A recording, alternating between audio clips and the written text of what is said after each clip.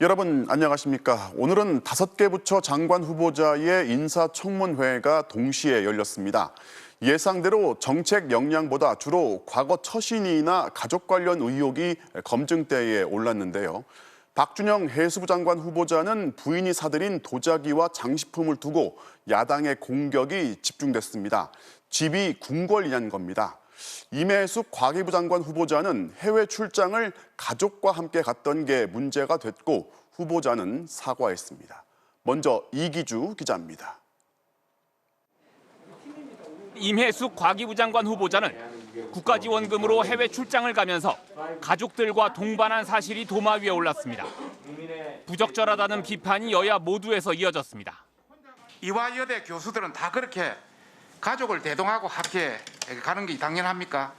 대한민국의 관행으로 보면 공적인 활동을 갈 때 가족을 대동하는 문제에 대한 국민적 정서가 열려 있지는 않은 건 사실입니다.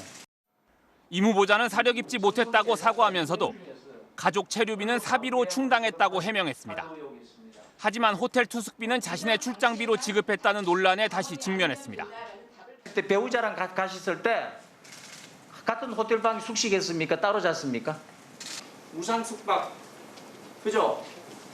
어차피 혼자 출장을 가도 방을 하나 얻어야 되는 건 동일해서 저희가 그렇게 했는데 사려 깊지 못한 면이 있는 것 같습니다. 자신의 제자 논문들의 남편을 공저자로 18차례 올렸다는 논문 내조 논란에 대해선 강하게 부인했습니다. 실제로 공동 연구를 수행을 했기 때문에 그런 경우에만 논문의 저자로 이름을 올렸습니다. 하지만 자녀 이중 국적 문제, 종합소득세 지각 납부, 국가과학기술위원회 이사장 지원 당시 당적 보유 논란까지 더해지며 사퇴하라는 야당의 공세에 사퇴할 정도는 아니라는 여당의 진땀 방어가 이어졌습니다. 박준영 해수부 장관 후보자는 부인이 영국에서 도자기 장식품들을 1,200여 점 반입하고 카페를 열어 팔기까지 한 의혹에 대한 비판이 이어졌습니다. 외교부에 확인해 보니까 후보자가 참석한 시절 지냈던 거처가 100제곱미터예요. 그럼 30평 정도밖에 안 돼요. 그럼 궁궐에서 살았어요? 영국에서? 국민들의 눈높이나 감정이나 정서에 부합되지 않는다는 것도 저는 그것도 문제다라고 생각하니까 좀 사려 깊게 앞으로는 그런 걸 좀 주의를 했으면 좋겠다. 송구하다며 자세를 낮춘 박 후보자는 관세 미납 등 절차적 문제를 시정 조치하고 부인의 카페 영업도 접겠다고 밝혔습니다. 불미스러운 일이 발생한 게 된 데 송구하다는 말씀을 다시 한번 드리고요. 향후에도 카페 운영을 안 할 계획으로 있습니다. 그래서 인수자를 찾고 있는 중이고요. 임혜숙, 박준영 두 후보자에 대한 자질 논란이 거센 가운데 정의당은 국민의 눈높이에서 납득이 어려운 후보자라는 사실상 부적격 의견을 내놨습니다. MBC 뉴스 이기주입니다. 노형욱 국토부 장관 후보자는 공무원 대상으로 특별 분양을 받은 세종시 아파트를 살지도 않다가 팔아서 2억 원 넘게 시세 차익을 본 걸 두고 사과했습니다. 그런가 하면 고용부 장관 후보자 청문회에서는 이례적으로 경의를 표한다는 야당 의원의 칭찬이 나왔습니다. 이어서 신수아 기자입니다. 청문회 시작부터 관사 재테크 공방으로 달아올랐습니다. 노형욱 후보자는 2011년 세종시 아파트를 공무원 특별 공급으로 2억 7천만 원에 분양받았다가 2017년 5억 원에 팔았습니다. 이 기간 동안 단 하루도 살지 않았는데 특별 공급이라 취득세 등을 면제받고 매달 20만 원씩 이주 지원비까지 받은 게 논란이 됐습니다. 제가 볼 때는 이건 갭투기입니다. 갭투기. 거의 2배 되는 80% 시세 차익을 남긴 거 아닙니까? 노 후보자는 2011년 당시 세종시 이전 촉진을 위해 정부 차원에서 이루어진 분양이었다면서도 이유를 막론하고 사과한다고 밝혔습니다. 지금과 같은 부동산 시장의 상황 그리고 국민들께서 생각하시는 그런 선에서 본다면은 굉장히 송구하다는 말씀을 드리고 싶습니다. 노 후보자는 또 자녀 학교 문제로 서초구로 위장 전입했던 것도 부적절한 주소 이전이었다며 사과했습니다. 부동산 정책 실정에 대한 성토도 잇따랐습니다. 우리 정부 들어와가지고 25번인지 6번인지 대책을 내놨다. 이렇게 뭐 20몇 번씩 대책 내놓는 것 자체가 좀 비정상이죠. 그죠? 횟수가 너무 많은 것 같습니다. 주택값이 많이 올랐기 때문에 그 부분이 굉장히 아쉽다 이렇게 생각합니다. 노 후보자는 실수요가 있는 지역에 공급이 이뤄지지 않았고 저금리 같은 유동성 문제가 주택가격 급등 원인이 됐다고 진단했습니다. 그러면서 이사 대책 등 도심 주택 공급 추진을 강조하고 공시가격 현실화는 이어가되 세금 부담 완화를 단계적으로 논의할 필요가 있다고 밝혔습니다. 이례적으로 도덕성 논란이 제기되지 않은 안경덕 고용노동부 장관 후보자 청문회에선 이색적인 장면이 나왔습니다. 비리 문제 같은 거 이야기하면 서로 참 민망한데 그렇지 않게 살아주셔서 참 고맙습니다. 반면 문승욱 산업통상자원부 장관 후보자는 두 자녀의 증여세를 탄로했다는 의혹에 대해 사과했습니다. MBC 뉴스 신수아입니다. 나는 코로나19 백신을 언제쯤 맞을 수 있을지 그 시간표가 좀 더 선명해졌습니다. 2분기 6월까지 고령자와 군 경찰 같은 필수 인력 접종을 마치면 7월부터는 이제 전 국민 접종을 시작하는데요. 나이가 많은 순으로 접종을 합니다. 박윤수 기자가 자세히 설명해 드립니다. 2분기까지 백신을 맞는 사람은 60세 이상과 요양병원, 시설 입소자, 만성질환자, 경찰과 군인, 보건의료인 등 1,300만 명입니다. 감염 위험이 높은 고령자와 취약계층, 사회 필수 인력이 먼저 백신을 맞는 겁니다. 3분기에는 8천만 회분이 도입되고 접종 대상이 전 국민으로 확대됩니다. 정부는 3분기 접종은 특정 직군에서 대상자를 정하는 건 최소화하고 연령 순으로 내려가면서 진행할 것이라고 밝혔습니다. 7월부터는 50대 800여만 명부터 접종을 시작하게 되고 9월까지 40대와 30대, 20대로 내려가면서 국민의 70%인 3,600만 명이 1차 접종을 마치게 됩니다. 다만 백신 종류는 개인이 선택할 수 없고 수급 상황에 따라 결정됩니다. 예컨대 같은 50대라도 50대 후반은 화이자를, 50대 초반은 노바백스를 맞을 수도 있는 겁니다. 충분한 백신 물량을 확보한 만큼 성인들의 1차 접종이 끝나면 18세 미만 청소년에 대한 접종도 검토하기로 했습니다.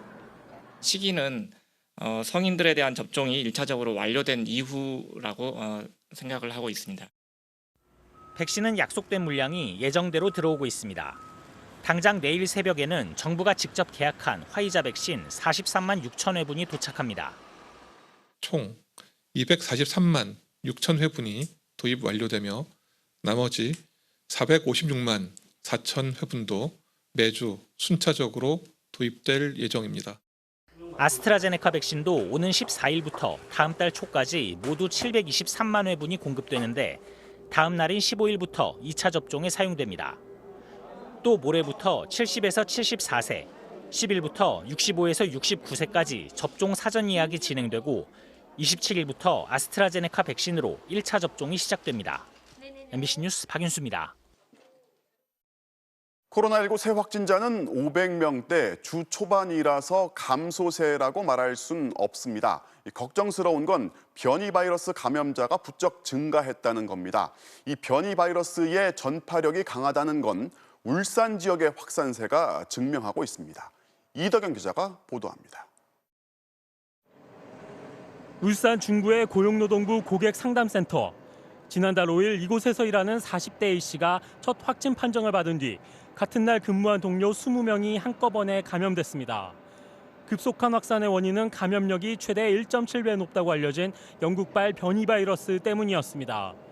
지난 3월 둘째 주부터 6주간 울산 지역 확진자 80명의 검체를 검사해봤더니 63.8%에서 영국발 변이가 검출됐습니다. 변이 바이러스와 관련한 국내 집단 감염 사례 50건 중 12건이 울산에서 발생했습니다. 이 때문에 울산에선 영국발 변이가 우세종이 될 거란 우려도 나옵니다. 울산 내에서의 확산세를 못 잡고 그게 주변으로 확산되기 시작하면 이제 계속 그냥 전반적으로 이제 퍼지는 상황이 될 거기 때문에 지금의 유행 상황을 어떻게 막느냐가 상당히 중요하긴 해요. 전체 국내 변이 바이러스 감염 사례도 최근 일주일 동안 97건이 추가돼 변이 감염자는 모두 632명으로 늘었습니다. 변이 바이러스와 관련된 감염 사례는 전체 확진의 14.8%로 2주 연속 두 자릿수를 기록하고 있습니다. 영국발 변이가 89%로 대부분이었고 남아공발 변이가 10%, 브라질발 변이가 1%였습니다.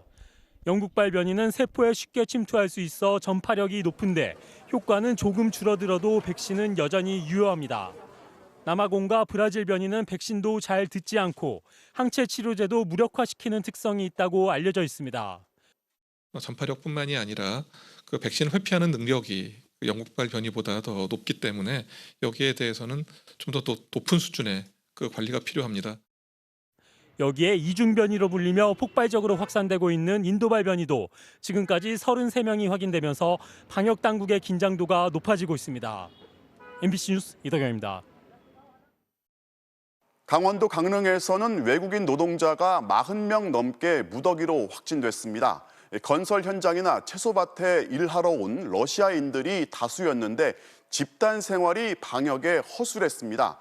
강릉시는 수도권보다 엄격한 거리 두기에 들어갔습니다.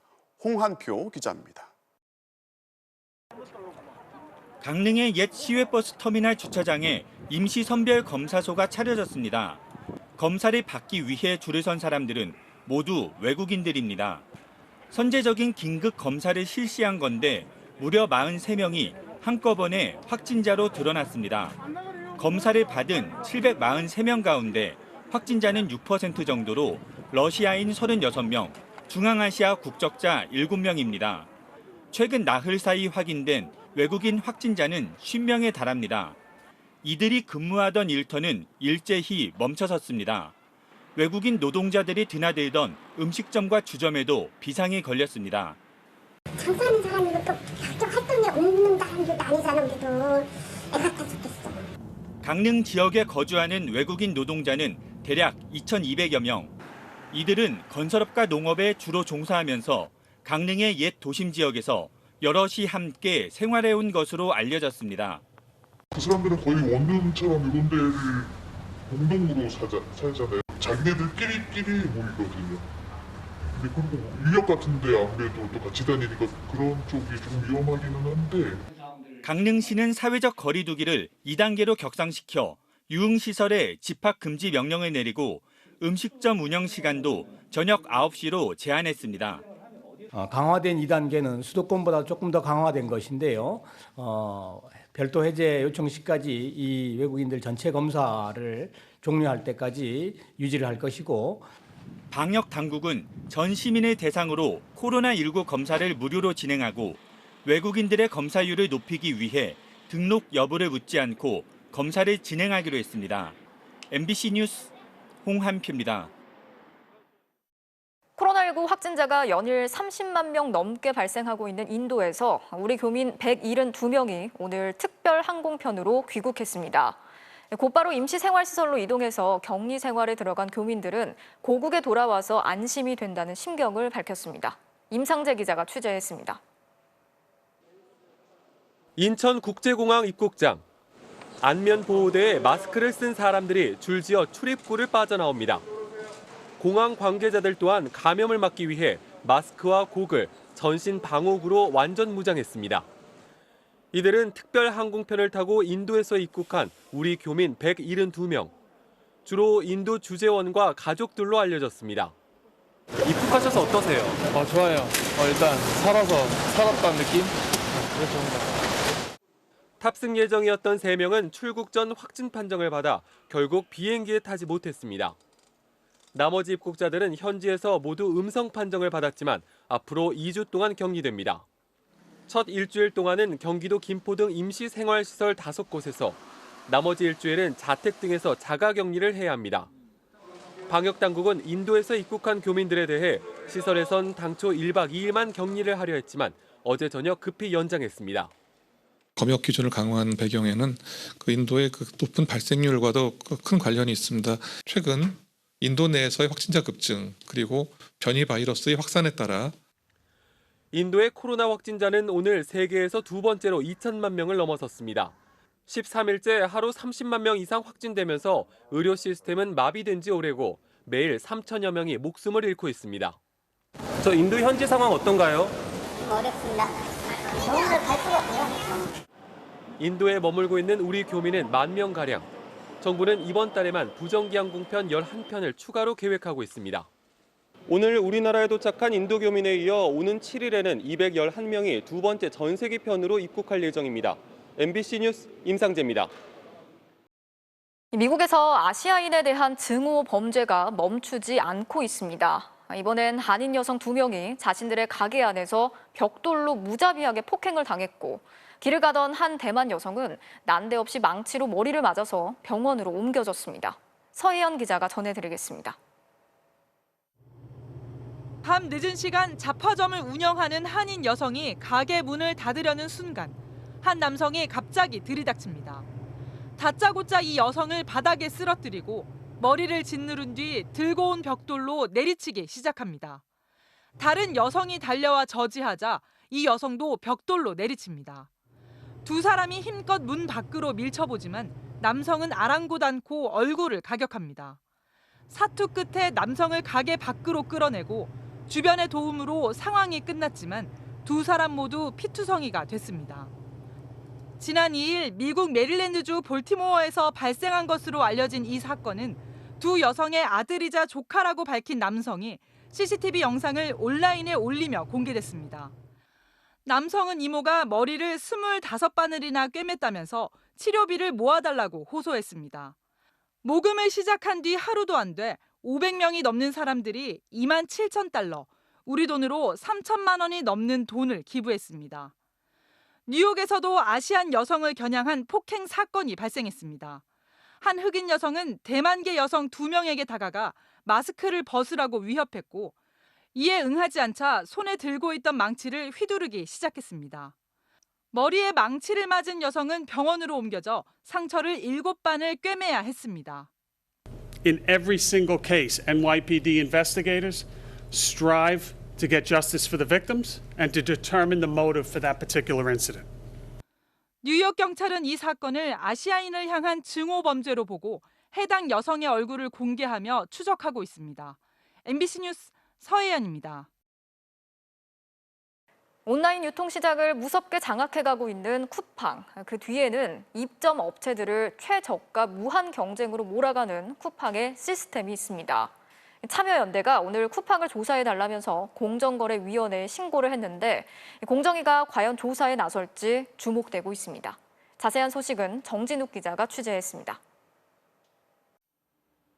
쿠팡에는 아이템 위너라는 제도가 있습니다. 같은 상품을 단 1원이라도 싸게 파는 판매자를 위너, 즉 대표 판매자로 선정합니다. 위너가 되면 사실상 독점적 판매권을 갖게 됩니다. 상품을 검색하면 위너만 노출됩니다. 위너가 되지 못하면 판매량은 급감합니다. 말 그대로 승자 독식 시스템입니다. 이렇다 보니 입점업체들은 위너가 되기 위해 출혈 경쟁을 할 수밖에 없습니다. 저희 팀장하고 같이 밤 8시부터 2시간마다 10시, 12시, 새벽 2시, 4시, 6시 저는 9시, 11시, 1시, 3시, 5시, 7시 그 시간별로 깨갖고 알람 맞춰놓고 일어나갖고 그 가격 경쟁을 들어가는 거예요. 500원, 100원 뭐 이러다 보면은 마진이 0이 돼요. 게다가 쿠팡은 위너가 된 판매자에게 기존 판매자의 상품명과 대표 이미지, 심지어 고객들의 후기와 별점까지 모두 몰아줍니다. 위너에서 밀려나면 공들여 찍은 상품 사진도 고객들의 별점도 모두 빼앗기게 됩니다. 저희 모델 이미지 얼굴에 저작권 우리가 공들여서 만든 상품을 아무 말 없이 허락도 없이 갖고 간다는 거는 이건 도둑질이죠. 참여연대는 오늘 쿠팡의 이런 약관이 공정거래법, 전자상거래법, 약관규제법 위반 소지가 있다며 공정거래위원회에 신고했습니다. 저작물을 무상 탈취라고 볼 수가 있겠고요. 쿠팡과 경쟁 사업자라고 볼 수 있는 오픈마켓들인 G마켓이나 옥션, 인터파크, 네이버 쇼핑 이런 데에서는 판매자의 저작물을 보호합니다. 공정거래위원회는 이미 작년 7월 같은 신고를 받았지만 심사가 길어지며 별다른 조치를 하지 않고 있습니다.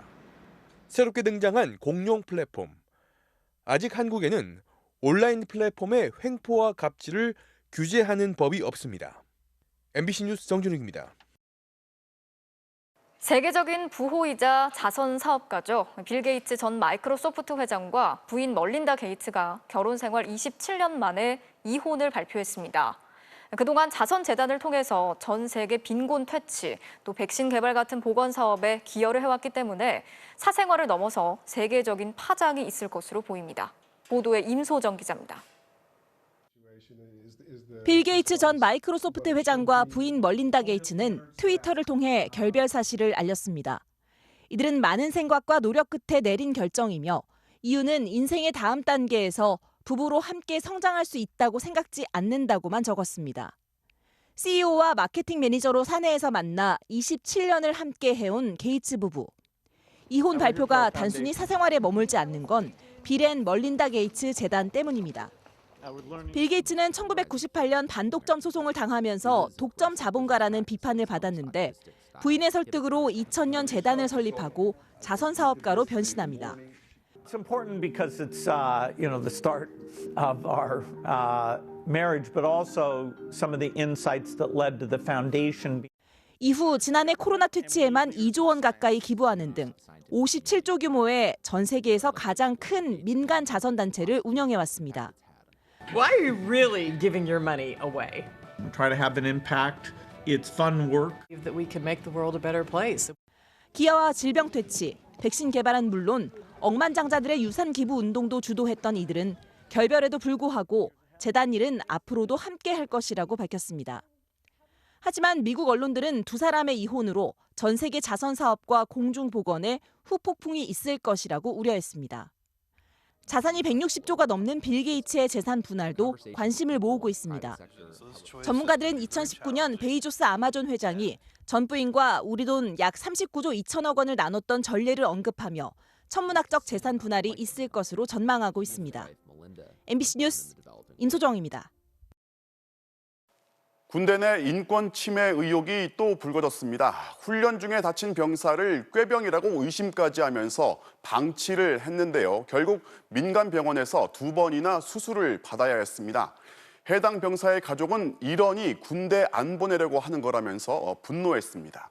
무슨 사연인지 홍의표 기자가 취재했습니다. 지난해 8월 육군에 입대한 김모 상병. 석 달 뒤 유격훈련에서 어깨동무를 하고 앉았다 일어났다를 80번 한 뒤 왼쪽 발목에 극심한 통증을 느꼈습니다.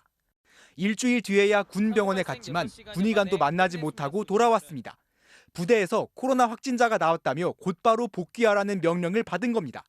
복귀 뒤 통증이 더 심해지며 고열까지 났습니다. 그러자 코로나 의심자로 분류돼 격리됐고 치료는커녕 이틀 동안 식사도 제공되지 않았습니다. 이발소였던 데를 그냥 침대만 넣어가지고 격리를 시켰던 적이 있는데 이틀인가 아무도 밥을 안 갖다 줘가지고 거의 계속 굶다가 코로나로 외출이 금지돼 한 달 뒤에야 다시 찾은 군병원. 상태가 안 좋으니 민간병원에서 치료하란 진단을 받았습니다. 하지만 부대 간부는 꾀병을 의심하며 병원에 보내주지 않았습니다. 꾀병일 수가 있으니 정확한 진단명이 나와야 정원용을 보내준다. 결국 지난 1월에서야 민간병원에서 왼쪽 발목 인대가 파열됐다는 진단을 받고 수술까지 했습니다. 다친 지 2달 만이었습니다.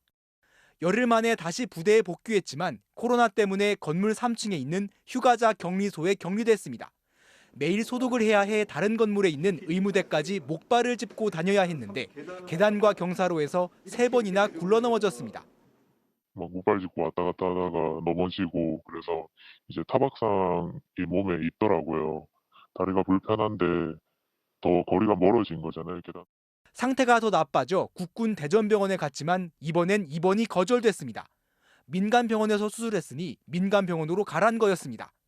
그러면서 군의관은 수술까지 했던 김상병에게 발목을 삐었다는 진단서만 써줬습니다. 너는 밖에서 수술하고 왔기 때문에 진료를 할 수 없으니 민간에서 했으니까 민간에서 네가 알아서 해라. 항생제는 물론이고 약도 처방할 수가 없다. 결국 상태가 더 악화돼 대학병원까지 가게 됐고 또 수술을 했습니다.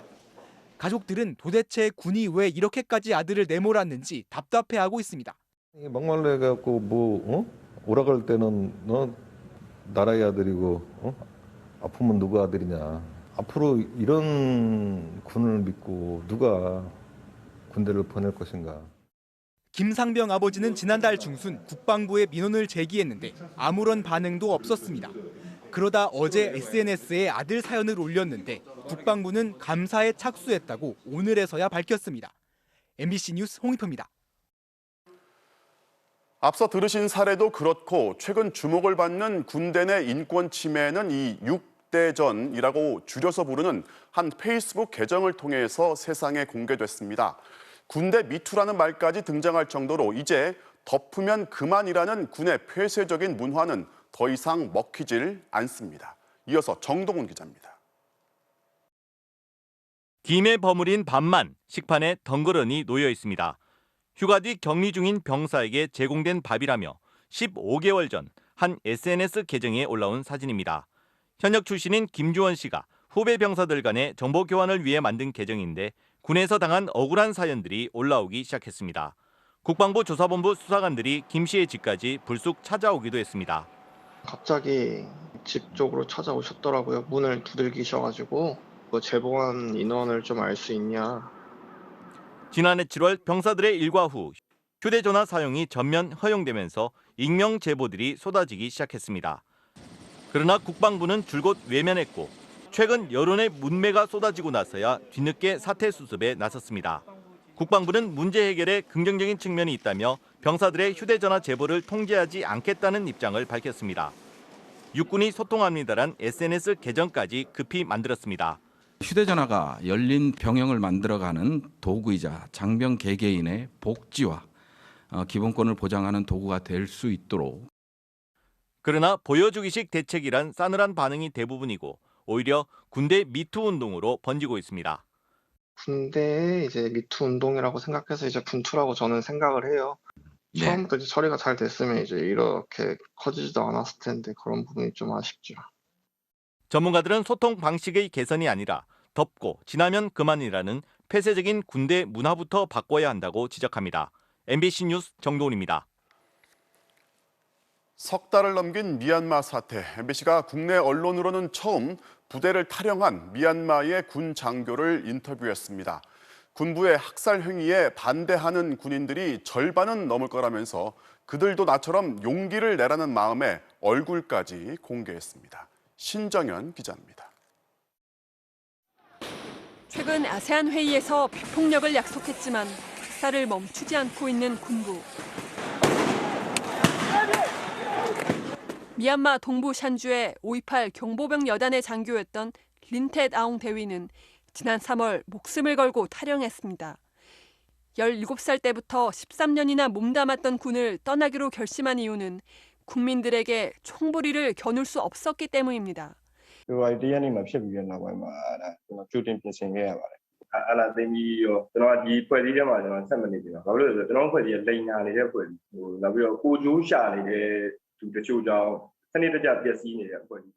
그는 군부가 발포와 약탈, 고문 같은 잔혹한 만행을 구체적으로 지시했다고 폭로했습니다.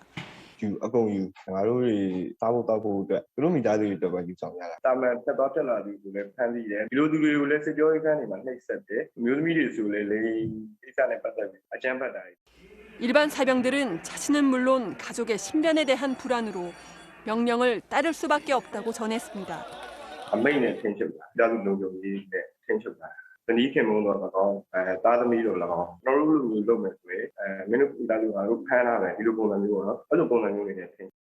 자신처럼 탈영한 군인이 많지는 않지만 동료들의 절반 이상은 군부에 동조하지 않는다고 증언했습니다.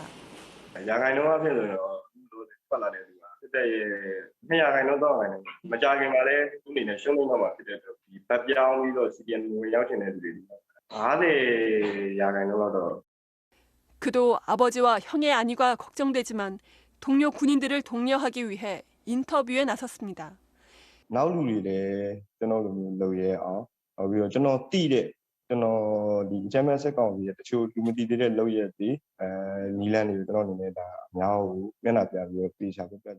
사태가 장기화되면서 미얀마 시민들이 지치지 않겠냐는 질문에 린텟 대위는 시민들의 정신력이 군인보다 강하다고 강조했습니다.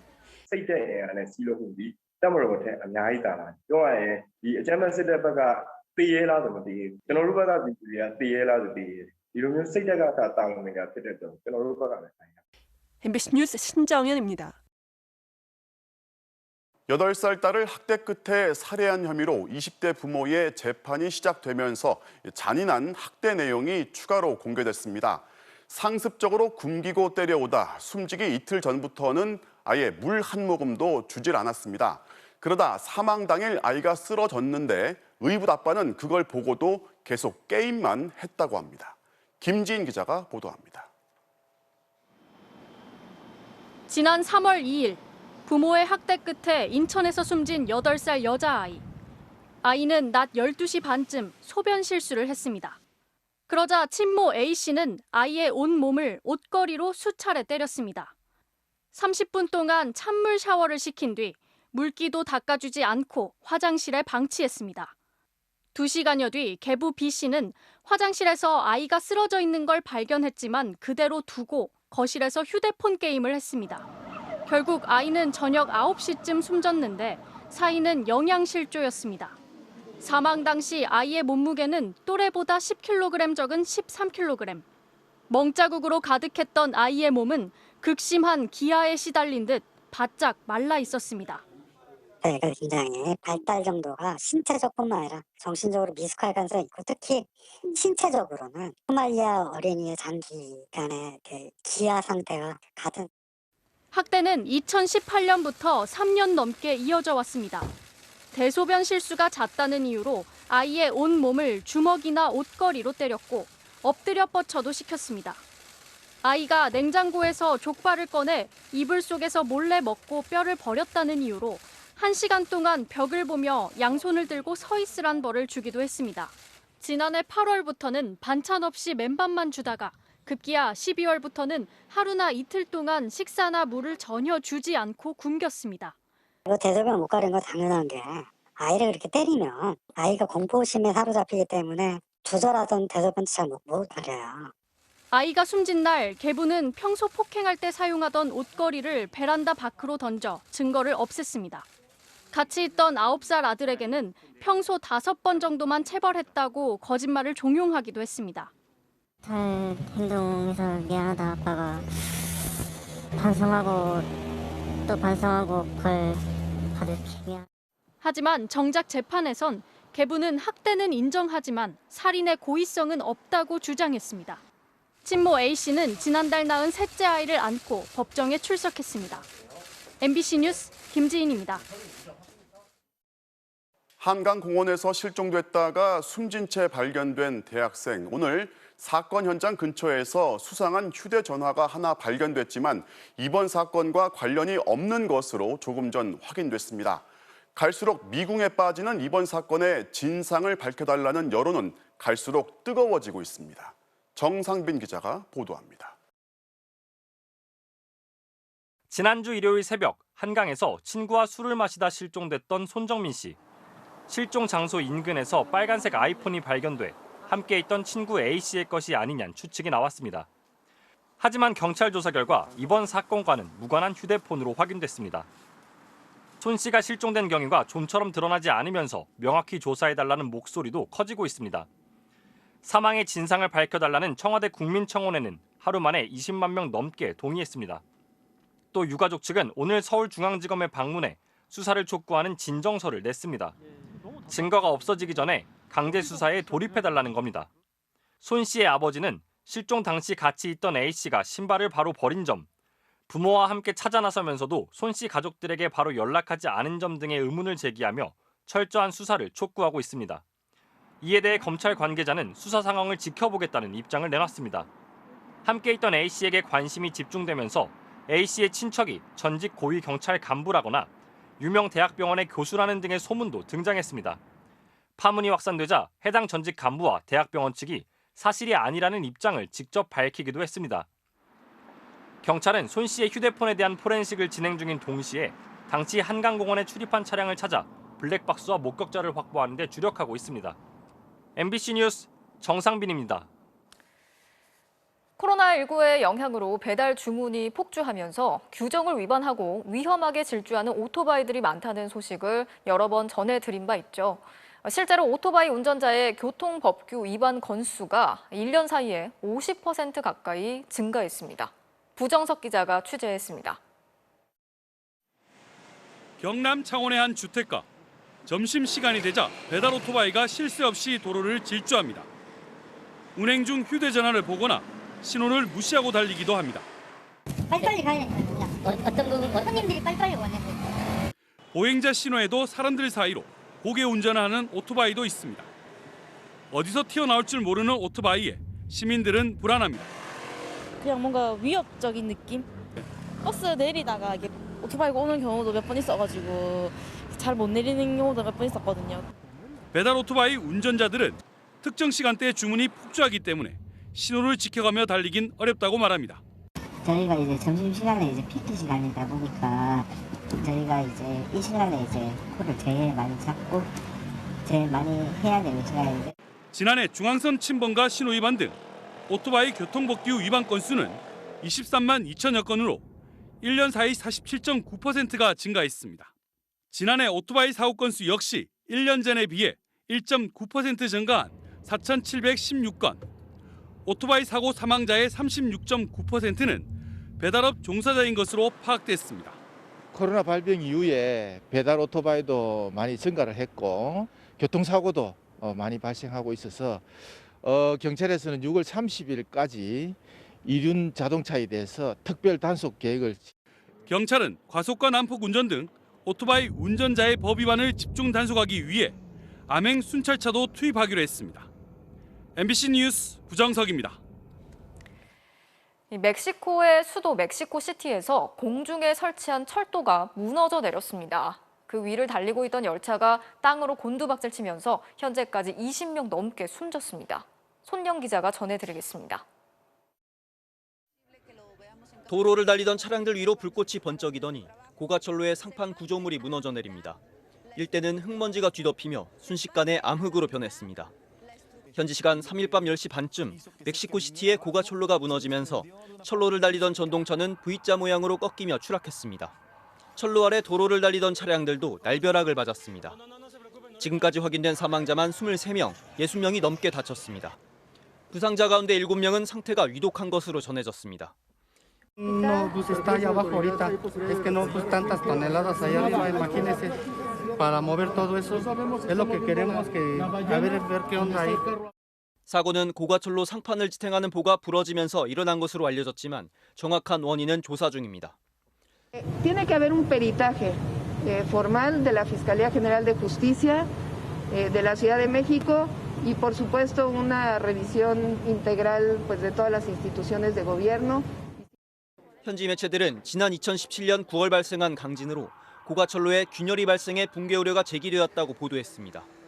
실제 이번에 사고가 발생한 올리보스역 인근의 또 다른 고가철로 기둥들에서도 결함이 발견돼 초음파 검사를 실시하고 기둥 300개를 보수한 것으로 전해졌습니다. 멕시코시티에서는 지난해에도 지하철 2대가 충돌해 1명이 숨지고 40여 명이 다쳤습니다. MBC 뉴스 손령입니다. 수익금 3배를 보장하겠다면서 투자자를 끌어모은 가상화폐 거래소에 대해서 경찰이 압수수색을 벌였습니다. 피해자가 4만 명이 넘고 피해 금액도 1조 7천억 원에 달하는데요. 김수근 기자가 취재했습니다. 서울 강남의 한 가상화폐 거래소 본사에 경찰 수사관들이 들이닥쳤습니다. 혐의 입증할 만한 자료 있었을까요? 돌려막기 한 거 정황 같은 거 더 나왔을까요? 경찰은 거래소 대표 이모 씨 등이 다단계 방식으로 투자금을 받아 가로챈 혐의로 본사와 이 씨의 자택 등 22곳을 압수수색했습니다. 이 씨 등은 지난해 8월 무렵부터 최근까지 가상화폐에 투자하면 3배의 수익금을 주겠다며 투자자를 모았습니다. 거래소 회원 가입 조건으로 투자자들에게 600만 원짜리 계좌를 1개 이상 만들게 했는데 특정 대기업과 관련돼 있다며 투자자를 안심시키기도 했습니다. 본업에 무슨 3세 경영이라고 그렇게 얘기를 하더라고요. 대표이사가. 사기라는 의심을 피하기 위해 초기엔 실제로 배당금도 줬습니다. 투자자가 다른 투자자를 데려오면 수당을 주기도 했습니다. 한 개당 120만 원씩인가 나와요. 그 밑에 달린 사람이 들어가면 또 있어요. 다단계거든요. 이런 식으로 끌어모은 회원이 4만 명, 모은 돈은 1조 7천억 원에 달했습니다.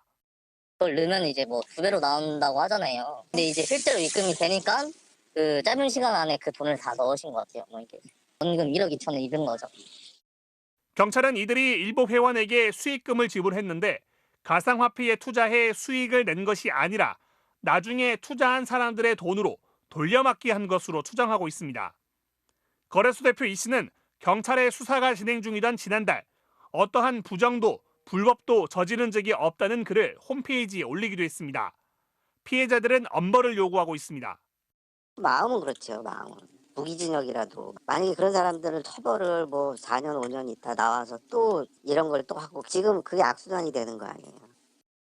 경찰은 해당 거래소 계좌에 남아있던 2,400억 원에 대해서 몰수 보전을 신청하고 수사를 이어갈 예정입니다. MBC 뉴스 김수근입니다. 임신부들이 맘 편히 아이를 낳을 시설조차 없는 강원도 영월에 수십억 원의 예산을 들여서 분만실을 건립했습니다.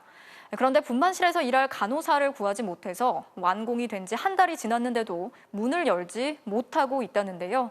도대체 무슨 이유인지 황구성 기자가 취재했습니다. 수술실 안에 임산부의 분만을 돕는 설비가 갖춰졌습니다. 신생아실과 수유실, 입원 병실도 마련됐습니다. 2년간 국비 등 63억 원을 들여 준공된 영월의료원 분만실입니다. 인구 3만 8천 명의 강원도 영월에선 한 해 100여 명의 신생아가 태어나지만 분만실은 없었습니다. 이 때문에 1시간 넘게 걸리는 원주나 충북 제천까지 이른바 원정 출산을 가야 했습니다. 보건복지부가 꼽은 일명 분만 취약지였습니다. 그런데 기대를 모았던 분만실에 문제가 생겼습니다. 분만시설이 완공된 지 한 달이 되도록 아직까지 운영에 들어가지 못하고 있습니다. 의료진이 없기 때문입니다. 분만실 운영에 필요한 최소 인력은 산부인과 전문의 2명과 간호사 5명, 의사 2명은 확보했는데 간호사는 1명밖에 채용하지 못했습니다. 지원자가 적었기 때문입니다. 대도시에 비해 간호사들의 급여가 적기 때문입니다. 저희 의료진 충원이 완료되는 대로 본격적인 운영에 들어갈 예정입니다. 보건복지부가 지원하는 운영비는 연간 5억 원, 의사 2명의 인건비를 지출하고 나면 간호사 인건비는 메우기 어렵다는 겁니다. 의사 인건비가 뭐 정말 4억씩 5억씩 되기 때문에 그걸로 보면 못 미칠 수가 있기 때문에 지역적 특성과 근무 여건을 고려했을 때 강원도나 영월군에서 지원을 늘려야 한다는 지적도 나옵니다. 시군, 의료원, 그리고 강원도 이 세 협의체들이 간호사들에게 미리 장학금 형식으로 지원해주고 수십억 분만실을 갖추고도 당분간 영월 임신부들은 다른 지역 산부인과를 찾아다녀야 할 처지가 됐습니다. MBC 뉴스 황구선입니다. 이어서 오늘 이 뉴스 전해드리겠습니다. 한강공원에서 실종된 대학생이 숨진 채 발견된 지 나흘이 지났지만 경찰 수사는 여전히 어려움을 겪고 있습니다. 특히 1,300여 대나 설치된 한강 지역의 CCTV가 제 역할을 못한 것으로 드러나면서 논란이 되고 있습니다. 실종 전날 친구와 함께 편의점 CCTV에 찍힌 고 손정민 군의 모습입니다. 이후 숨진 채 발견이 되기까지 정민 군의 행적은 실종 추정 지점은 고사하고 그 무엇도 제대로 파악되지 않는 상황. CCTV 영상이 없기 때문입니다. CCTV를 찾아야 되는데 저 나들목과 다리 이외에는 하나도 없다는 걸 알게 됐고요. 알고 싶어도 아예 설치가 안 돼 있으니까. 시민들 역시 놀랍기는 마찬가지. 몰랐죠. 저는 많을 줄 알았어요. 여기가 낮에만 사람이 있는 게 아니고 아침 저녁으로 많은 사람들이 조깅도 하고 운동도 하고 무슨 일이 어떻게 일어날지 모르는 곳인데 물어보면서 CCTV가 어디 설치할지 하고 위에 봤는데 안 보이더라고요. 새삼 불안감을 호소하기도 합니다. 제가 만약에 그런 일을 겪었을 때 증거가 될 CCTV가 없다는 것은 제가 조금 불안하니까. 현재 한강 지역에 설치된 CCTV는 한강사업본부와 민간이 설치한 1,340대. 적은 수는 아니지만 민간 CCTV는 대부분 자체 건물용이고 한강사업본부 CCTV의 대부분은 공원 진입 나들목이나 승강기 등 시설물을 비추는 용도. 특히 한강공원 10여 곳에 설치된 CCTV는 163대에 불과한 데다 이마저도 해상도가 낮아서 대상 식별이 어렵습니다. 이런 사정이 알려지면서 한강공원 내 CCTV 확충을 요구하는 시민들의 목소리가 커지고 있습니다. CCTV 늘리기에 대한 사생활 침해 우려도 나오고 있지만 상당수 시민들은 불안에 떠느니 안전한 게 더 낫다는 입장입니다. 개인 사생활 침해도 좀 된다는 점도 있지만은 그거보다는 생활 안전이 문제잖아요. 안전할 수 있고 좋은 점이 많다고 생각해요. 사생활 침해 같은 경우에도 다른 곳에 설치되어 있는 곳들도 대부분 사람들이 다니는 길이고 큰 차이가 없는 것 같아서. CCTV 증설 요구에 대해 오세훈 서울시장은 오늘 SNS를 통해서 한강공원 CCTV 개선 등을 포함해 스마트 도시에 맞는 안전 시스템을 마련하겠다고 밝혔습니다. 오늘 이 뉴스였습니다.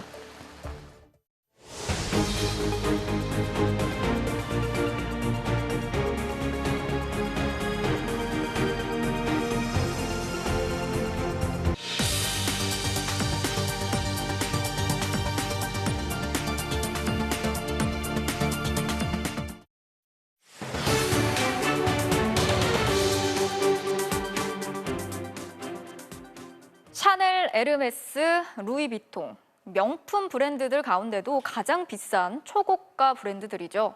가방 한 개가 1,000만 원이 넘는데도 없어서 못 살 만큼 품귀 현상이 벌어지고 있습니다. 이 명품 브랜드들의 가격에 감춰진 비밀을 오혜정 기자가 집중 취재했습니다. 백화점 문을 열기도 전에 명품을 사려고선 긴 줄. 오픈런이라고 부르는 익숙한 풍경입니다. 처음 나오신 거예요, 오픈런은? 사기가 어려워가지고 그건 좀 힘든 것 같아요. 잠실 그쪽에서 이렇게 그쪽 갔다가 계속 안 돼서 여기 와본 거예요. 몇 번째시고요, 오픈런이? 명품이라고 다 같은 명품은 아닙니다. 고가 명품일수록 지난해 매출이 높았습니다. 루이비통의 매출이 지난해 처음으로 1조를 넘었고 샤넬과 에르메스의 매출도 각각 9천억과 4천억이 넘었습니다. 반면 가격이 비교적 저렴해 입문용 명품으로 불리는 토즈와 페라가모는 지난해 매출이 줄고 적자를 기록했습니다. 명품들은 왜 비쌀수록 잘 팔릴까? 여기에는 교묘한 마케팅 전략이 숨어 있습니다. 6년 전 1,500만 원대였던 에르메스 버킨백, 지금은 3천만 원이 넘습니다. 4년 전 700만 원대였던 샤넬 클래식 라지 핸드백, 지난해 1,000만 원을 돌파했습니다. 똑같은 제품인데 1년에 두세 번씩 가격을 올립니다. 루이비통은 올해 넉 달 동안 벌써 4번 가격을 올렸습니다. 이런 가격 인상은 마케팅 기법입니다. 지금 안 사면 손해라고 소비자들을 유혹합니다. 제품이 언제 들어오는지, 어느 매장에 있는지도 모두 비밀에 붙입니다.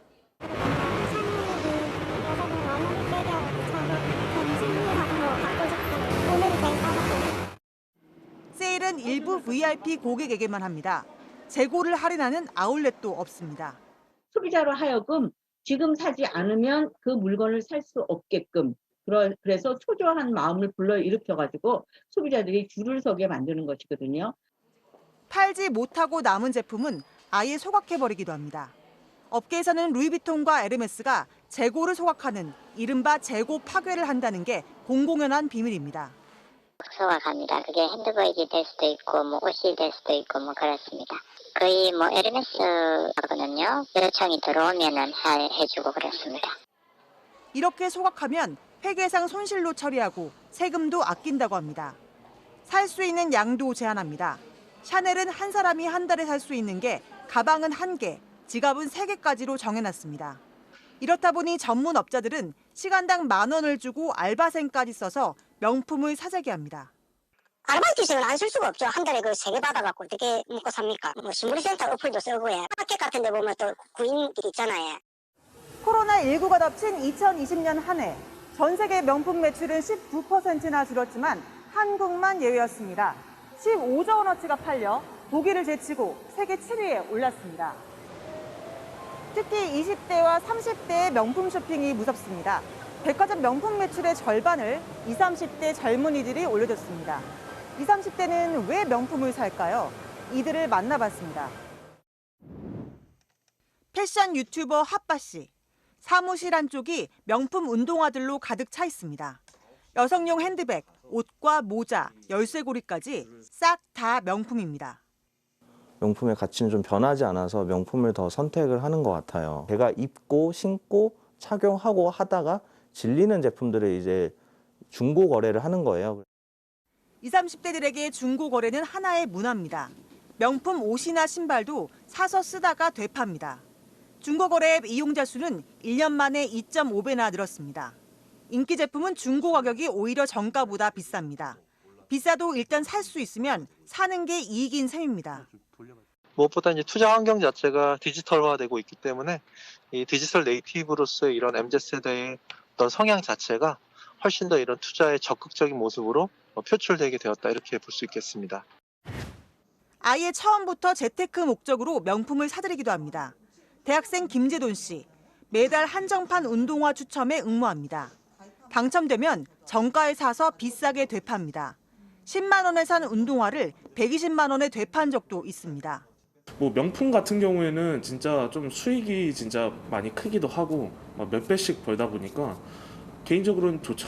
많이 벌면. 저희가 뭐 부동산을 살 수 있는 것도 아니고 주식이라고 해봤자 뭐 엄청난 우량주들은 일단 비싸서 못 사고, 근데 신발은 좋은 투자처인 것 같아요. 돈 될 만한 건 뭐든 투자 대상으로 바꿔버리는 시대. 20, 30대들에게 오히려 명품은 접근 가능한 투자처입니다. MBC 뉴스 오혜정입니다. 조 바이든 미국 행정부가 북한을 향해서 비핵화 대화에 나설 것을 촉구했습니다. 다만 제재 완화 여부는 본격적인 협상이 시작돼야 논의가 될 거라는 전망이 나오고 있습니다. 워싱턴에서 여홍규 특파원이 취재했습니다. 미국 대북 정책의 초점이 외교라고 거듭 강조한 앤토니 블링컨 국무장관은 북한이 대화 테이블로 나와야 한다고 촉구했습니다. I hope that North Korea will take the opportunity to engage diplomatically and to see if there are ways to move forward. 바이든 대통령이 북한에 대해 심각한 위협이라고 언급한 뒤 북한이 곧바로 큰 실수한 거라며 반발하자 유화적인 태도를 보인 것으로 해석됩니다. 다만 북한의 도발 가능성에 항상 대비하고 있으니 오판하지 말라는 경고의 메시지도 함께 보냈습니다. We'll look to see not only what North Korea says, but what it actually does in the coming days and months. 미국의 새 대북 정책에 제재 완화 같은 구체적인 유인책이 들어있는지에 대해 한미 간 협의에 정통한 외교 소식통은 그렇지 않은 것으로 안다며 본격적인 협상이 시작되면 논의할 사안이라고 말했습니다. 협상 방식은 먼저 비핵화의 개념부터 정한 뒤 양측이 각자가 제시한 방안을 놓고 계속 맞춰가는 방식이 될 거라고 전망했습니다. 각 단계를 미리 나눠놓고 한 단계씩 넘어가는 방법은 아니라는 설명입니다. 주요 7개국 외교장관회의 참석차 영국을 방문 중인 한국과 미국, 일본 세 나라 외교장관은 내일 회담을 갖고 미국의 새 대북 정책을 놓고 조율할 예정입니다. 이 자리에서 북한을 대화 테이블로 나오게 할 구체적인 방안이 논의될지 주목됩니다. 워싱턴에서 MBC 뉴스 여홍규입니다. 요즘 대만은 21세기에 기우제를 지낼 정도로 반세기 만에 최악의 가뭄을 겪고 있습니다. 기상이변이 어느 한 나라의 사정은 아니지만 이 가뭄 때문에 대만 산업의 엔진 같은 이 반도체가 위협을 받고 있습니다. 인간의 환경 파괴가 낳은 기상이변, 그 역습은 결국 인간을 향해 있습니다. 현인아 기상팀장이 보도합니다. 지난 3월 대만 중부의 타이중 지역 3천여 명이 모여 기우제를 지내고 있습니다. 바다의 여신 마주에게 제발 비를 내려달라고 간청하는 겁니다. 21세기에 벌어진 초대형 기우제에도 신은 응답하지 않았습니다. 대만의 산업시설이 집중된 타이중 지역은 최근 저수율이 불과 3%까지 떨어져 규모가 작은 저수지는 바닥을 완전히 드러냈습니다. 유일한 희망은 이달 중순부터 시작되는 장마. 그러나 전망은 밝지 않습니다. What are the main reasons for the drought? Last year, there's no typhoon. Spring rain compared to the historical data. Top 3, less precipitation. Maybe, especially this year, maybe about 50% only. 이런 대가뭄은 56년 만에 처음입니다. 대만 정부는 100만 가구에 대해 물 배급제까지 실시하며 비상조치에 돌입했습니다. 수도꼭지에는 자물쇠가 채워졌고 미용실에선 머리도 못 감겨줍니다. 대만 경제를 이끄는 세계 최대 반도체 파운드리 업체 TSMC에 물이 우선 공급되기 때문입니다.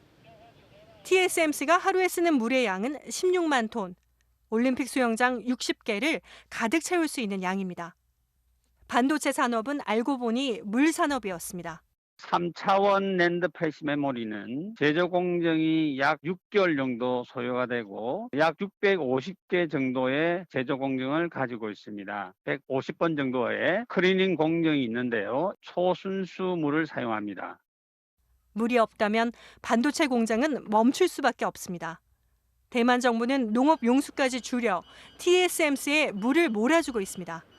그러나 만약 이달에도 충분한 비가 내리지 않을 경우 TSMC의 반도체 생산 차질은 더 커질 수 있습니다. TSMC와 세계 반도체 시장에서 경쟁하는 삼성전자도 지난 겨울 텍사스 한파 때 물이 얼어붙으면서 물 공급에 어려움을 겪었습니다. 물을 당겨야 되잖아요. 근데 그 배관이 다 얼었으니까 복구 과정에서 좀 힘들지 않았을까. 겨울엔 한파, 지금은 전례 없는 가뭄이 21세기의 쌀로 불리는 반도체 부족을 불러온 겁니다. 가뭄은 물 부족을 넘어 대형 산불로도 인간과 생산시설을 위협합니다. Is that's going to increase the fire threat across much of the southwestern U.S. Very dry conditions. 갈수록 극단화되고 규모가 커지는 기상이변의 습격에 첨단 산업의 생태계도 휘청거리고 있습니다. MBC 뉴스 현인아입니다.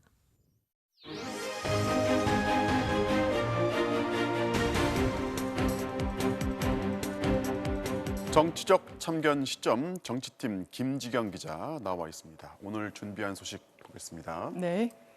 이재용을 사면하라 이낙연의 대답은인데 일단 이낙연 전 민주당 대표가 공개적으로 오랜만에 행보를 했어요.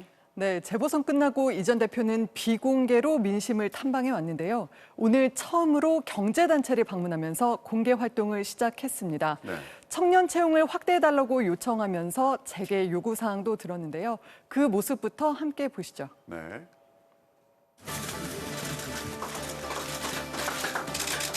이런 저기한 시기에 같은 날 하면 어느 한쪽으로 쟁점이 집중되는 수가 있어요. 예. 그 덕분에 조용히 지내가는 분도 계시고.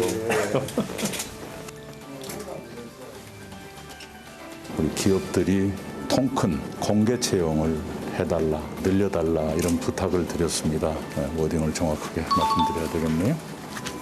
공개 채용을 늘리겠다 이렇게 말씀을 주셨습니다.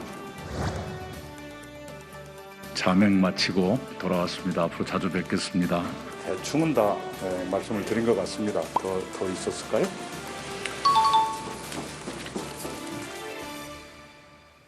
네, 지금 보신 대로 총리 때처럼 수첩을 활용하는 모습은 여전했습니다. 자, 그런데 이제 오늘 당에서 이재용 부회장 사면 얘기가 나왔단 말이죠. 혹시 이제 이낙연 전 대표가 경제인들 만났을 때 이 얘기도 나왔다고 하던가요?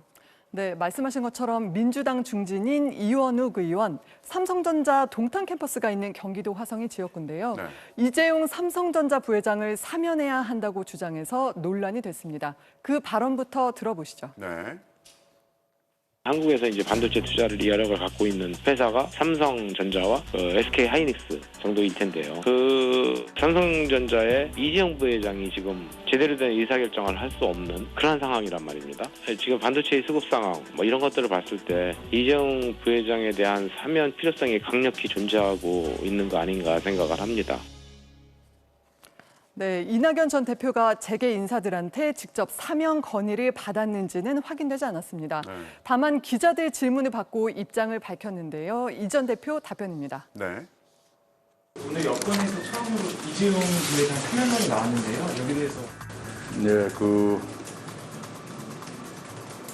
각계에서 여러 의견이 나오고 있는 것을 알고 있고요. 정부도 필요한 검토를 언젠간 할 수 있을 거다 생각을 합니다만 대통령의 고유 권한이기 때문에 말씀을 자제하는 것이 좋겠습니다. 다시 한 번 대통령의 고유 권이라고 네, 제가 말씀을 자제하겠다고 말씀드렸습니다. 네. 지금 보면 이제 찬성도 아니고 반대도 아니고 네. 굉장히 말을 아끼는 것 같아요.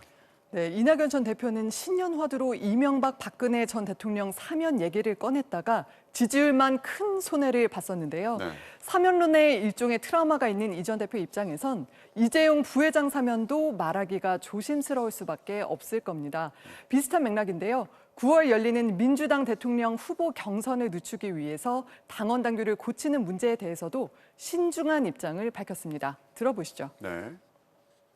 민주당 당원 당규 개정하시면서 재보선 패배 책임도 나오시는데 귀에 닿는 대로 늘 미안한 것은 미안하다고 말하고 있고요. 앞으로도 그럴 것입니다. 경선 연기로 원칙은 존중돼야 한다고 생각합니다.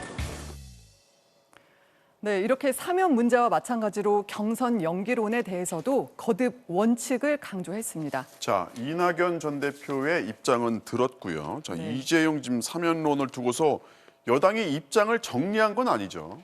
네, 그렇습니다. 전에 삼성전자 출신인 민주당 양향자 의원이 국민적 여론이 뒷받침되면 사면 논의를 해볼 수 있다고 했는데 오늘 이원욱 의원은 그보다 한참 더 나갔습니다. 네.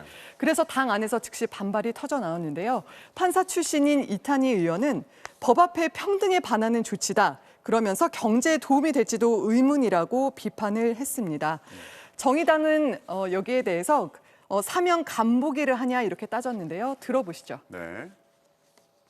1분기 기준 역대 최대치의 매출을 달성하였습니다. 이런 기업을 두고 위기를 운운하며 사면을 언급하는 것을 보니 어처구니가 없습니다. 이 의원은 시민을 대상으로 한 삼성 이재용 사면 간보기를 당장 멈춰야 합니다.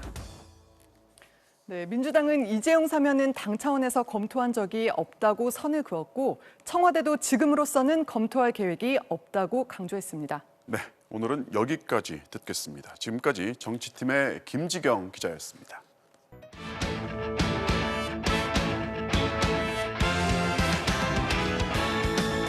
화요일 밤 스포츠 뉴스입니다. K리그에 코로나 비상이 걸렸습니다. 어제 FC서울에 이어 오늘은 K리그2 충남 아산에서도 확진자가 발생하면서 모두 11경기를 연기하기로 했습니다. K리그2 충남 아산은 오늘 소속 선수 1명이 코로나19 양성 판정을 받았다고 발표했습니다. 지난달 17일 대구, 어제 FC서울에 이어 K리그에서만 3번째 확진자가 나온 건데요. 프로축구연맹은 감염 확산 방지를 위해 일부 경기 연기를 결정했습니다. K리그1에선 확진자가 나온 서울, 서울과 맞대결을 가진 성남이 각각 향후 4경기를 건너뛰게 되고요. K리그2에선 충남 아산이 3경기를 쉬기로 결정했습니다. 이렇게 연기된 총 11경기의 일정은 추후 발표될 예정입니다. KBO 리그 개막 한 달이 지난 현재 예상을 깨고 삼성이 선두를 달리고 있는데요. 최고참이 몸을 던지는 남다른 분위기 속에서 6년 만에 가을 야구를 기대하고 있는 주장 박혜민의 얘기를 들어봤습니다. 전은치 기자입니다. 지난 주말 삼성의 선두 수성을 완성한 최고의 장면입니다. 극적인 스퀴즈 번트로 동점을 만들고 3연승에 성공했습니다. 김호재 선수한테는 압박감이 엄청 심했을 거예요. 그 안으로 굴려줬기 때문에 제 플레이가 어떻게 보면 돋보일 수 있었다고 생각을 하거든요. 박혜민은 이때 생긴 무릎 상처를 훈장이라고 했습니다. 무릎이나 뭐 팔이나 이런 데가 슬라이딩 하다 보면 성치는 않거든요. 그런 부분에 있어서 저의 존재감을 알릴 수 있다고 생각을 해서 저에게는 훈장 같다는 말을 한 것 같아요. 피렐라에서 번진 허슬 플레이 열풍에 몸을 날리는 선수도 늘었습니다. 특히 강민호의 과감한 홈 쇄도엔 선수단 전체가 반응했을 정도였습니다. 최고참인 선수가 그 1점 내보겠다고 홈에서 헤드슬라이딩 하는 그런 모습들을 보면서 다른 선수들이 정말 느끼는 게 많지 않았을까. 피렐라 가족에게 시구 이벤트를 선물하는 등 팀으로도 더 단단해지고 있는 삼성. 딸이 이제 자가격리 끝나는 날 생일이라고 말을 하더라고요. 좀 시구를 하면은 정말 딸한테도 그렇고 와이프한테도 그렇고 피렐라한테도 정말 소중한 추억이 좀 될 것 같다는 생각이 들어서 내일 한화전을 시작으로 이번 주도 상승세를 기대하는데 그럴 만한 이유가 있습니다. 홈런을 치고 나서 다시 살아났던 좋은 기억이 있어서 그런지는 몰라도 이상하게 대전만 오면 좀 좋은 기분, 좋은 기억들이 있는 것 같아요. 지난 5년 동안 가을 야구를 누리지 못한 팬들에게 다짐도 잊지 않았습니다. 4월 한 달간 좀 어떻게 보면 아름다운 한 달이었는데 한 달로 끝나지 않고 시즌 끝날 때까지 팬들이 원하는 자리에 쓸 수 있도록 끝까지 남은 기간 동안 열심히 하겠다고 전하고 싶습니다. MBC 뉴스 전은철입니다. 세상에 이렇게 깜찍한 배구 선수가 있을까요? 130cm의 작은 키에도 야무지게 스파이크 서브를 날리는 초등학교 5학년 배서빈 선수를 이명루 기자가 만났습니다. 전국 초등학교 배구 대회. 유독 키가 작은 한 선수가 공을 건네받고 자, 꼬마 배서빈의 서브. 공보다도 작아 보이는데 아무도 예상치 못한 스파이크 서브를 날립니다. 국제배구연맹 SNS에서도 화제를 모았던 이 영상의 주인공은 부산 수정초등학교 5학년 배서빈 선수입니다. 배구부 13명 가운데 두 번째로 작은 키 133cm. 동생들보다 키가 작은 게 너무 속상합니다. 중계에서 키가 130이라 나왔을 때 무슨 느낌이었나요? 133으로 해줘. 이제 133이 아니고 134입니다. 짜증났어요. 다른 애들은 그냥 이름 불러주는데 저만 꼬마라고 하는 거. 키 크는 스트레칭 보고 하고 요즘에는 좀 빨리 자는 거. 지난 3월 전국대회에서 처음 주전으로 나서 창단 첫 동메달을 이끌었는데 악착 같은 수비에 야무진 서브가 이목을 집중시켰습니다. 김연경 선수 서브입니다. 언니들 따라서 스파이크 서브를 쳐보고 싶다고 혼자 집에서 연구를 해오고 이제 알아온 서브라고 하더라고요. 힘을 짜내서 치려고 하는 거 보니까 너무 예쁘죠. 막 미스를 해도 안 미운 그런 선수. 훈련 때도 몸을 사리지 않는 귀여운 악바리. 공을 살려야 되니까 몸이라도 날려가지고 살려. 훈련 때 빡세게 해야지 시합 때 반 이상이 나오기 때문에. 배구 여제 김연경과 찍은 사진도 소중하지만 국가대표 리베로가 꾸민 만큼 좋아하는 선수나 롤모델도 남들과는 다릅니다. 원래 김혜란 선수 좋아했었는데 나이가 많이 들어가지고 지금은 김연경 선수가 제일 좋습니다. 가끔은 자신감이 떨어질 때도 있지만 코치님 제가 프로에 가지 못하더라도 아쉬워하지 마십시오. 금세 밝고 당찬 모습으로 스스로를 격려합니다. 힘들어도 포기하지 말고 끝까지 해줬으면 좋겠어. 화이팅! MBC 뉴스 이명노입니다.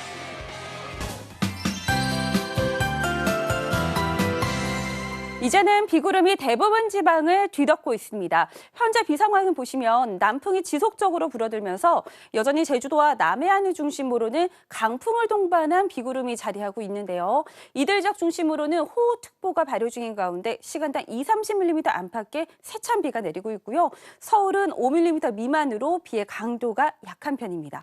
내일 새벽까지 제주 산지에는 최고 200mm 이상, 남해안 지방엔 30에서 80mm, 수도권과 강원 영서 지방에도 20에서 60mm가량의 비가 예상되는데요. 이 비는 내일 새벽 일찌감치 그치겠지만 바람은 저녁이 돼서야 잠잠해지겠습니다. 특히 오늘 제주도는 바람이 급격히 변하는 급변풍으로 인한 항공기 결항이 잇따를 정도였는데요. 밤사이 모든 해안가로 강풍특보가 확대되는 만큼 이로 인한 피해가 나지 않도록 조심하셔야겠고요. 그래도 내일 낮 동안 하늘 자체는 점차 맑아지겠습니다. 밤사이 서해안 지방에서는 바다 안개가 짙어지겠고요. 내륙 지방은 낮 동안 따스한 햇살이 비추겠습니다. 아침 최저 기온은 오늘보다 높습니다. 서울 11도, 강릉 15도가 되겠고요. 낮 최고 기온은 서울 18도, 강릉 24도, 광주 21도로 온종일 선선하겠습니다. 날씨였습니다. 5월 4일 뉴스데스크 마치겠습니다. 오늘도 함께해 주신 여러분 고맙습니다.